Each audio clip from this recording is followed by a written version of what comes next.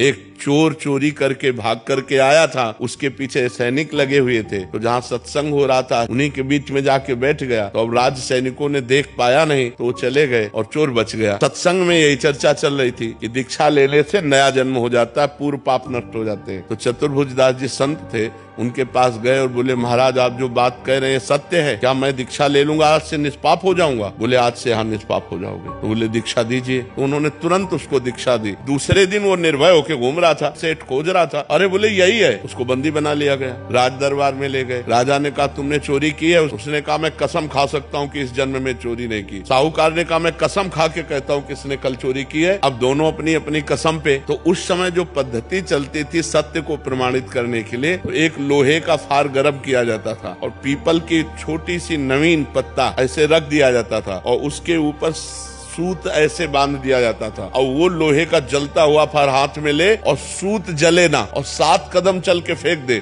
वो सत्य माना जाता था। तो ऐसा ही चोर के साथ किया गया। जे ही पूरी पद्धति करके ऐसे फार और 7 कदम चला फेंक दिया, बिल्कुल सूत ज्यों का त्यों। अब तो राजा ने सेठ को कहा ऐसे फांसी दो। जब उसकी फांसी की बात कहते बोले सरकार नहीं वो भी सही है। बोले कहानी ये है कि हमने कल चोरी की थी लेकिन फिर हमने दीक्षा ले ली, तो दीक्षा से नया जन्म हो जाता है, इसलिए मैंने इस जन्म में चोरी नहीं की। इस बात से वो राजा बड़े प्रभावित हुए।